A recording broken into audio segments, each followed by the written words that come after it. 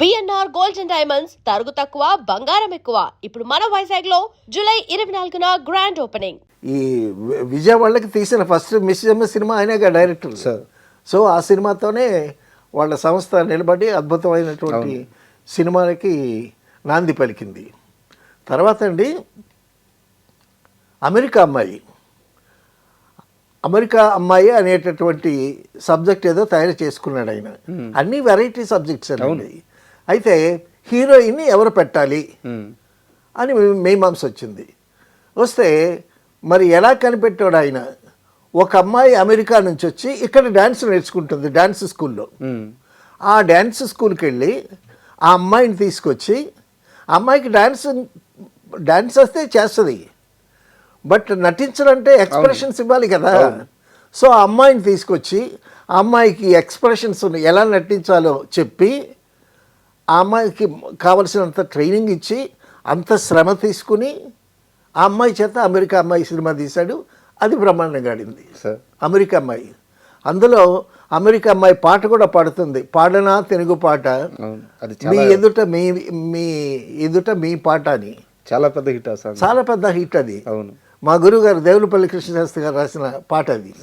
తర్వాత మయూరి, సుధాచంద్రన్.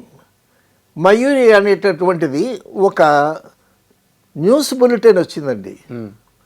ఒక అమ్మాయి, ఒక డాన్సరు, ఆ మంచి డాన్సరు అమ్మాయికి యాక్సిడెంట్లో కాలు ఇరిగిపోతే కొయ్యకాలు వేసుకుని ఆ కొయ్యకాలతో పర్ఫార్మెన్స్ ఇచ్చింది అనేటటువంటి ఒక న్యూస్ వచ్చింది సార్. ఆ న్యూస్ పట్టుకుని రామోజీరావు గారు, ఉషాకిరణ్, రామోజీరావు గారు, సింగతు శ్రీనివాసరావు గారు అది పట్టుకొని దాని మీద కథ తయారు చేసేది ఈయన. దాని మీద కథ తయారు చేసి హీరోయిన్ ఎవరు పెడదాం అని అనుకున్నారు. ఏదో అనుకున్నారు.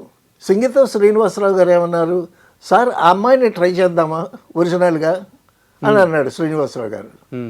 అనంటే అమ్మాయి చేయగలదా, అమ్మాయి కాలు ఇరిగిపోయింది, డాన్స్ కూడా ఇప్పుడు చేస్తుందో లేదో, తర్వాత నటించాలి కదా, ఫేషియల్ ఎక్స్ప్రెషన్స్ అవన్నీ ఇస్తుందా అని అంటే, అవన్నీ నాకు వదిలిపెట్టండి సార్, నేను చూసుకుంటాను అని శ్రీనివాసరావు గారు ఆ అమ్మాయిని తీసుకొచ్చి ఆ అమ్మాయికి కొయ్యకాలు అది పెట్టి అమ్మాయికి మళ్ళా ఆ పాత డాన్స్ అవన్నీ చేసేటట్టు అమ్మాయికి ఒక స్ఫూర్తినిచ్చి, తర్వాత అమ్మాయికి ఎలాగ యాక్ట్ చేయాలి అనేటటువంటి ట్రైనింగ్ ఇచ్చి ఆ అమ్మాయిని బట్టి మయూరి సినిమా చేశాడండి. ఎంత పెద్ద హిట్, ఎంత పెద్ద హిట్ అండి అది. తర్వాత ఆ మయూరి సినిమాలో వచ్చినటువంటి లాభాలతో మయూరి డిస్ట్రిబ్యూషన్ ఆఫీస్ కొన్నాడు రామోజీరావు గారు. తర్వాత కమల్ హాసన్తో ఆయన జర్నీ అండి, పెద్ద ఇన్స్పిరేషనల్ స్టోరీ, పెద్ద ఇన్స్పిరేషన్. అమావాస్య చంద్రుడిలో తనకి తెలియకుండా తను వన్నది పార్ట్నర్స్ అయ్యాడు కమల్ హాసన్. సింగీతం శ్రీనివాసరావు వర్క్మ్యాన్షిప్ చూసి ఆయన పార్ట్ అండ్ పార్సల్ అయ్యాడు ప్రొడ్యూసర్గా అమావాస్య చంద్రుడికి. తర్వాత ఆయన చెప్పాలంటే సింగీతం శ్రీనివాసరావు గారికి చెప్పాలంటే పుష్పక విమానం అండి సార్.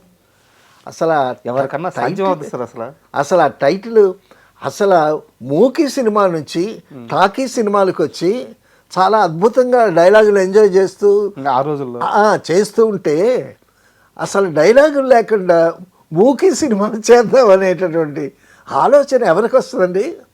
పాసిబుల్. అసలు ఎంత ఇన్నోవేటివ్ థాట్ అండి అది. కమల్ హాసన్ పెట్టి ఈ సినిమా అసలు డైలాగులు లేవు, అసలు డబ్బింగ్ చెప్పక్కర్లేదు, ఎన్ని ప్రింట్లు అన్నది తీసి ప్రపంచం అంతా రిలీజ్ చేయొచ్చు, అలాగా చేశారు. అసలు అందులో సెన్స్ ఆఫ్ హ్యూమరు. ఓసారి బాంబేలో రాజ్ కపూర్ గారిని కలిసి సింగీత శ్రీనివాస గారు చాలా సింపుల్గా చాలా హంబుల్గా ఉంటాడండి శ్రీనివాసరావు. ఎంత గొప్ప దర్శకుడో అంత సంస్కారి శ్రీనివాసరావు గారు. రాజ్ కపూర్ గారి దగ్గరికి వెళ్ళి, sir I'm Singeetam Srinivasarao from Madras, I'm directing films, my name is Singeetam Srinivasarao. Singeetam Srinivasarao, oh Pushpak, a love story between dead body, oh wonderful wonderful అని ఆయన్ని వాటేసుకొని సెకండ్ తీసుకుని రాజ్ కపూర్ అంతటి వాడు. సార్ సో ఆ విధంగా తర్వాత కమల్ హాసన్తో పుష్పక విమానమే తీశాడా, సొమ్మొక్కడు తీసి ఒక్కొక్కడు తీశాడు. తర్వాత మైకేల్ మదన్ కామరాజ్ తీశాడు. ఎంత అద్భుతంగా. తర్వాత కమల్ హాసన్ని బాగా వాడుకున్న వాళ్ళలో విశ్వనాథ్ గారు ఎలాగో సింగీతో శ్రీనివాసరావు గారు అలాగా. కరెక్ట్. విశ్వనాథ్ గారి కన్నా ముందు ఆయన బాగా కమల్ హాసన్ని వాడుకున్నాడు. సార్ సో తర్వాత ఆ సెన్స్ ఆఫ్ హ్యూమర్. తర్వాత అండి పుష్పక విమానంలో ఎవడన్నా మర్డర్ చేయాలంటే కత్తి పట్టుకుంటాడు. కొంత మార్కెట్కి వెళ్ళి మంచి కత్తి కొనుక్కుంటాడు, దాన్ని బాగా నూరుతాడు, దానికి పాలిష్ పెడతాడు. ఐస్ కత్తి ఏంటండి? ఐస్తో కత్తి అంటే ఐస్ కత్తి పొడిస్తే పొడిచిన చోట ఉన్న తర్వాత అది నీరు అయిపోద్ది. సో ఆనవాళ్ళు ఏం దొరకవు అనమాట.